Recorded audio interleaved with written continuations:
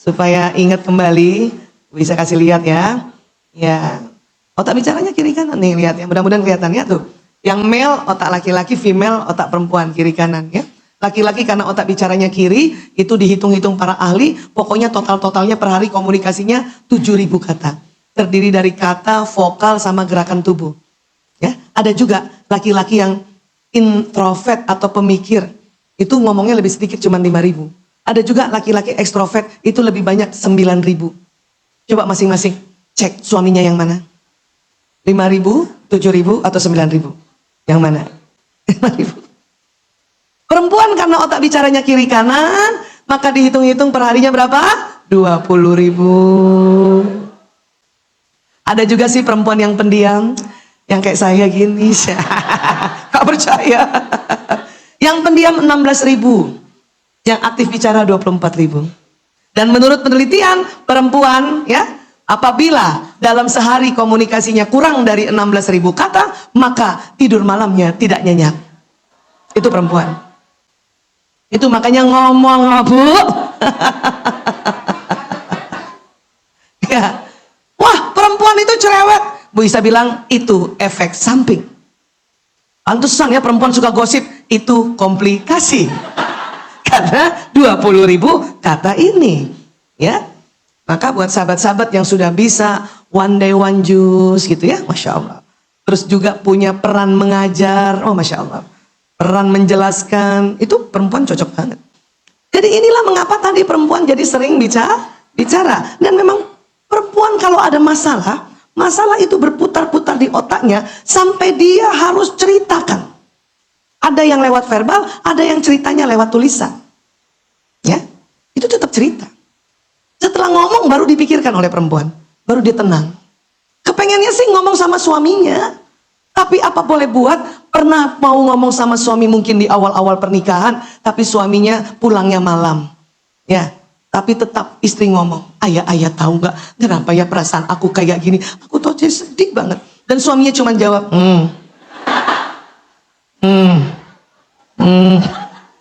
Ada yang begitu? Sama. Dulu waktu Bu Isa nggak tahu ilmu ini, karena ilmu ini baru tahu 2006. Nikahnya 92. Penelitiannya memang baru 99-2000 di London tentang otak pria wanita di Institut Psikiatri London. Dulu 92 sampai 2006 bertengkarnya hanya ini. Itu yang membuat emosi naik turun. Habis taklim damai tenang, ya? Mendapatkan realita turun marah. Habis taklim lagi naik lagi, marah lagi. Apalagi belum tahu ilmu ini. Jadi waktu ayah Toto cuma jawab, dalam hati itu rasanya, ya Allah, sudah luntur cintanya pada aku. Tapi setelah tahu ilmu ini ya, apalagi Jakarta kota besar, karena ada konsep ganjil genap, harinya ganjil bawa mobil genap, itu pasti pulang di atas jam 9 malam, sampai rumah jam 11. Ya, baru ibu bisa paham kenapa bapak-bapak kalau udah malam ngomongnya cuma, karena 7.000 kata sudah habis di kantor, kuotanya udah habis Bu, jadi kita tinggal sisa-sisa doang. Pernah suatu ketika siang-siang Bu Isa ke kantor ayah Toto tuh, saya lihat di kantor dia ngomong aja, mulai baper kan? Turun level emosi, kesal, marah, terus mojok, terus gini dalam hati, tuh kan kalau di kantor aja ngomong, sama aku aja kalau di rumah jelek kan kalau kita begitu Bu. Itulah makanya kita harus taklim, jelek muka kita kalau enggak. Termasuk juga apa? Laki-laki ya, perempuan karena 20.000 kata, makanya kalau WA chatting panjang lebar dan cuma dijawab oka, jempol. Kalau malam hari kayak Bu Isa kemarin kan, sampai di Batu saya WA udah jam 11 memang, cuman dibaca nggak dibales status online.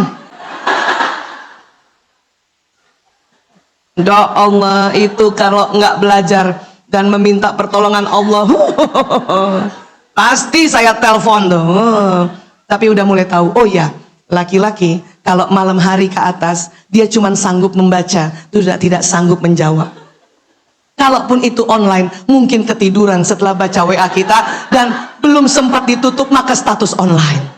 Berbaik sangkalah teman-teman, karena itu akan membuat kita sehat. Tahu sehat? Sehat itu singkatan senang hati. Sakit salah kita. Makanya kalau kita sakit langsung cek Apa salah saya nih? Paham ya? Ya. Jadi gitu. Dulu juga begitu dijawab Oka waktu zaman SMS. Baper. Tuh kan. Dia udah gak ngomong-ngomong sama aku.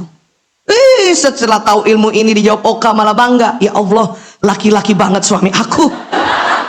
Ragi lewat. Kenapa Bu? Oka doang Bapak mau tulis. Ada yang sama Bu? Nontulah ya. Iya. Tapi kalau agak pagi gini, tadi sebelum kesini saya di kamar hotel, kamar guest house, ya, guest house Soan. Wah, Masya Allah, keren tuh, ya. Itu saya bilang, ayah, mohon doa restunya ya. Sebentar lagi saya mau ke masjid. Jawabannya lebih panjang dari Oka. Apa dia tulis? Oka Eye. Lebih panjang bukan?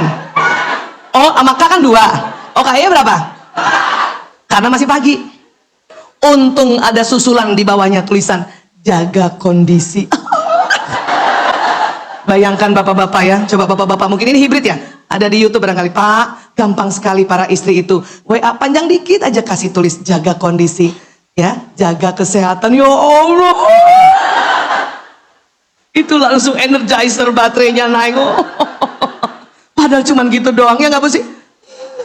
Ya, jangan juga merasa mengatakan, iya aku kan laki-laki, otakku sedikit, ngomongku sedikit. Iya, tapi kalau bapak paksain dikit aja, cuman berapa huruf tambahin, menyenangkan istrinya. Allahu Akbar. Ya, asik kan? Iya. Kalau kita emang stoknya banyak, makanya semua ditulis. Ketawa aja ditulis, hehe titik, hehe titik, hehe. WK, WK, WK. Ya nggak Bu? Laki-laki jarang tulis hehe titik hehe. Laki-laki nulis kalau mau ketawa HE 3 begitu. Itu udah panjang. Maksudnya hehehe gitu. Ya, sekarang enak ada emoticon ya. Dulu kan kalau yang emoticon satu-satu ya, perempuan tuh nggak cukup, begini satu tuh nggak cukup. 5.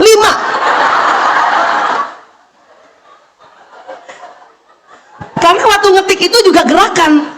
Sehingga kalau di total keluar 16.000 nanti itu. Ngerti Bu?